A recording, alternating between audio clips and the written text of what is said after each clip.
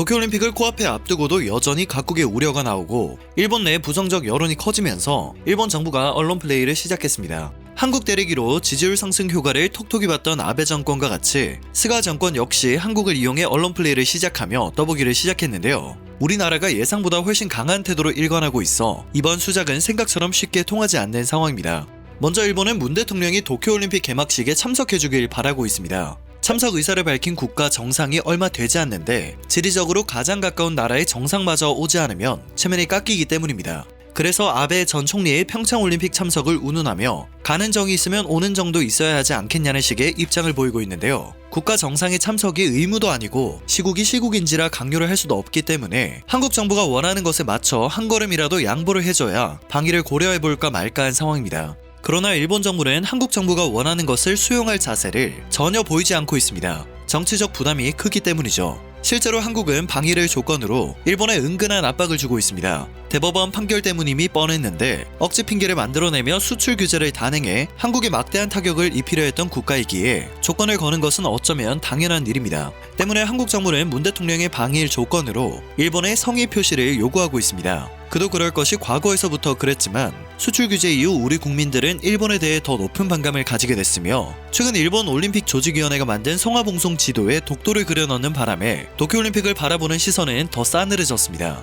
개막식 참석과 스가 총리와의 형식적인 만남이 전부라면 사실 정부는 뭐하러 거기까지 찾아갔느냐는 소리를 들을 수밖에 없기 때문에 일본 측에서 먼저 성의를 표하라는 요구를 하고 있는 것이죠. 그런데 성의라는 말 때문일까요? 어떤 분야에서 얼만큼 성의를 보여야 할지, 얼만큼 양보를 하라는 말인지 일본 스스로 판단해야 할 부분이기 때문에 일본은 약이 바짝 오른 듯한 반응을 보였습니다. 그리고 이후 일본에서는 한일 정상회담에 관련된 보도가 전해졌습니다. 정상회담과 관련된 언론 플레이를 시작한 것이죠. 일본 언론들은 일본 정부가 한국 정부의 정상회담 요청을 수용했다, 15분 정도의 회담이 될지 모른다 등 한일 정상회담에 군불을 떼는 보도를 앞다투어 전했습니다. 한국이 먼저 정상회담을 요청했고 일본 정부가 짧으면 15분 정도, 길면 1시간 정도까지 회담을 수용할 것으로 보인다는 내용들이었죠. 비슷한 내용의 기사들은 말 그대로 쏟아지듯 보도되었고 일본 네티즌들은 시간 낭비다, 형식적으로라도 한일 정상회담을 해주지 마십시오, 15분을 하던 1시간을 하던 결말은 평행선 혹은 진전이 없음이 뻔하므로 아예 하지 않는 것이 좋겠다, 평창 때 감사하다며 일본에 올 것처럼 말하더니 이제는 방위를 핑계로 협박을 하고 있냐, 역시 한국은 무시하는 게 제일이다, 정말 피곤하다, 회담을 부탁하는 곳은 한국인데 왜 그쪽에서 조건을 붙이는 것인지 이해가 가지 않는다 와 같은 의견을 표하며 뜨거운 반응을 나타내고 있습니다. 화가 잔뜩 난 듯한 의견들도 많았는데요. 도대체 왜 저렇게 화가 났는지, 그들끼리 북치고 장구치는 반응을 보이는 이유는 무엇인지, 그리고 그 대상이 왜 한국이 되어야 하는지 도무지 이해가 가지 않았습니다. 한국이 갑이 되고 일본이 을이 된 상황을 받아들이지 못하는 게 아닐까 싶기도 했습니다. 그리고 다행히 일본의 언론 플레이는 통하지 않았습니다. 한국이 야비한 떠보기에 순순히 넘어가지 않는 모습을 보인 것입니다. 일본 언론을 통해 한일 정상회담이 있을 수 있다는 식의 보도가 잇따르자 한국 정부는 분명하게 선을 그었습니다. 그리고 이따위 언론 플레이는 이제 우리에게 통하지 않는다는 식의 통쾌한 입장을 밝혔습니다. 보도가 전해진 후 청와대는 일본 국내 여론을 떠보고 회담이 무산될 경우 책임을 떠넘기려는 일종의 언론 플레이라는 입장을 속 시원히 밝혔습니다. 청와대 고위 관계자는 한 언론과의 통화에서 비신사적으로 하면 일본에 갈 이유가 없다며 강한 어조로 그들의 행동을 비판했습니다. 외교부의 입장도 크게 다르지 않았습니다. 외교부는 정상회담 개최를 검토하고 있는 것은 사실이지만 이런 상황에서는 협의가 지속되기 어렵다며 일본 측의 신중한 대응을 촉구했습니다. 외교부 당국자는 협의 내용이 최근 일본의 입장과 시각에서 일방적으로 언론에 유출되고 있는 것에 대해 강한 유감을 표한다고 밝혔습니다. 이처럼 한국 정부는 과거사 문제와 수출 규제 등 현안을 풀 수 있는 실질적 성과가 보여야 정상회담도 가능한 것이지 이른바 빈손 정상회담은 안 된다는 입장을 보이고 있습니다. 일본이 거저먹을 수 있도록 왜 우리가 밥상을 차려줘야 하냐는 것이죠. 그러나 일각에서는 일본의 언론 플레이도 문제지만 여기에 놀아나는 우리 언론이 문제라는 지적이 나왔습니다. 정부도 휘둘리지 않고 강한 태도로 일관하며 양보를 할 생각이 없는데 언론이 일본의 얕은 수에 과하게 반응한다는 지적이었습니다. 한 언론 매체에 출연한 문희정 국제시사 평론가는 현재 언론 플레이라는 말이 나올 정도로 일본 언론이 제멋대로 기사를 쓰고 그걸 우리 언론이 아무 검증 없이 가져다 쓰는 행태를 보이고 있다며 정치와 외교의 영역이어야 할 정상회담이라는 의제가 전형적인 언론 프레임 안에서만 설왕설래하는 황당한 상황이 펼쳐지고 있다고 설명했습니다. 실제로 첫 시작은 올림픽의 문 대통령의 참석 여부를 다루는 일본 언론들의 보도가 쏟아진 것이었고, 이내 한일 정상회담이 열릴 것인지로 연결되는 프레임의 보도가 이어졌습니다. 그리고 이런 일본 언론들의 보도를 우리나라 언론들이 즉각적으로 받아 쓰면서 마치 문 대통령의 참석이나 정상회담이 기정사실화되는 모양새를 연출했습니다. 처음부터 청와대에서는 아직 아무것도 결정된 바가 없다며 분명하게 선을 그었는데도 말입니다. 문제는 당사국에서 명백하게 입장을 밝혔음에도 일본 언론의 막무가내식 보도가 이어졌다는 사실이라고 생각합니다. 문희정 평론가는 그동안 만들어진 프레임을 요약하면 문 대통령이 도쿄올림픽 개막식에 참석한다. 그런데 한일 정상회담을 요구하고 있다. 일본 정부는 15분 정도는 예의상 할애할 수 있다. 일본은 그래도 얘기할 의지가 있는데 한국이 성의를 보이지 않는다와 같은 내용이며, 결국 한일 정상회담은 일본은 노력했지만 한국 정부의 탓으로 못 열리는 것이다 라는 결론을 내고 있다고 설명했습니다. 한국 측의 입장은 아랑곳하지 않고 오로지 일본 정부의 입장에서만 모든 논리가 펼쳐지고 있음을 분명히 알 수 있는 부분입니다. 또 이후에는 문 대통령의 참석을 기정사실화하면서 일본 정부는 회담이 힘들다는 입장을 보이고 있다는 보도가 나옵니다. 마치 한국이 후회를 할까 싶어 정상회담을 요청했지만 일본 정부가 거절을 했다는 뉘앙스였죠.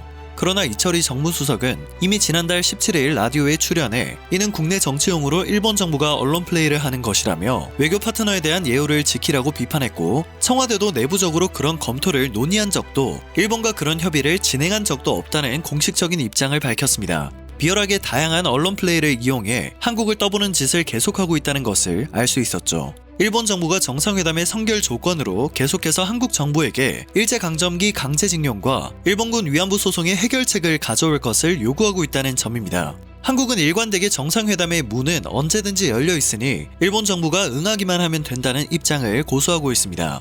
즉 한일 정상회담이 열리지 못하고 있는 것은 일본의 배상 책임을 인정한 한국 대법원의 결정을 우리 정부에게 뒤집으라고 요구하는 일본 측의 말도 안 되는 요구 때문인 것입니다.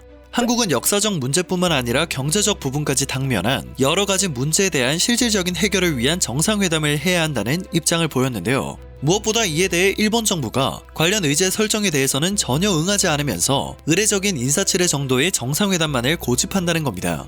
이처럼 한국이 일본의 태도 변화를 압박하고 나선 가운데 일본은 구체적 합의보다는 형식적인 회담에 무게를 두고 있는 것으로 알려져 양국이 입장을 얼마나 좁힐 수 있을지는 미지수입니다. 다만 올림픽 개막이 2주도 안 남은 상황에서 적어도 이번 주 안에는 양국 간 협의 결과가 나와야 정상회담이 가능할 것이라는 관측에 힘이 실리고 있었는데요. 일본이 아직 정신을 차리지 못한 듯한 행동을 보였습니다.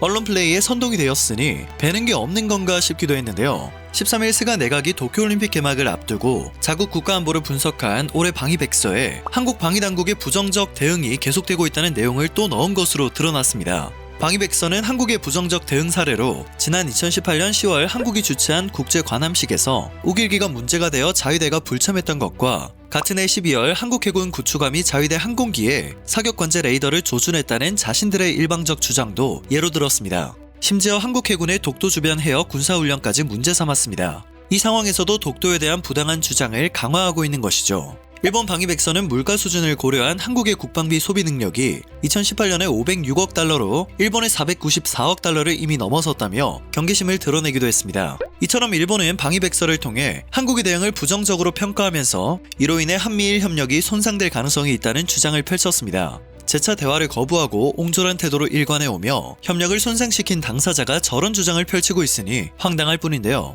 우리 외교부와 국방부는 각각 주한 일본 대사관 총괄 공사와 무관을 불러 강하게 항의하고 외교부 대변인 명예의 논평을 낸 상황입니다. 일본 정부는 항상 정치적 지지율이 떨어졌을 때나 내부 결속을 다져야 할 필요가 있을 때 한반도 정세를 이용해왔습니다. 한국과의 역사적 갈등이나 북한의 핵 위협을 운운하며 일본 정부에 힘을 실어줘야 한다는 프레임을 짜온 것이죠. 그리고 현재 일본 정부의 행보를 봤을 때 그들은 일본 내부 상황 문제에 대한 관심을 돌릴 가장 좋은 의제가 한일 정상회담이라고 생각하고 있는 듯합니다. 전문가들은 실제로 회담이 열리지 않더라도 논란을 계속 일으키고 일본이 한국보다 우위에 있다는 분위기를 형성해 정치적으로 이용하려는 의도가 있는 것이라는 분석을 내놓고 있습니다. 방위백서를 통해 또다시 독도 영유권을 도발하는 모습으로 일본 정부가 한국 대통령의 개막식 혹은 한일 정상회담을 더 원하고 있는지, 아니면 언론 플레이를 정치적 수단으로 이용하려는 목적이 우선인 건지 충분히 짐작이 가능한 듯합니다. 오늘 전해드릴 소식은 여기까지입니다. 영상이 정보가 되셨다면 그것만으로도 정말 감사드립니다. 늘 새롭고 유익한 뉴스를 전하는 로버튜브 되겠습니다.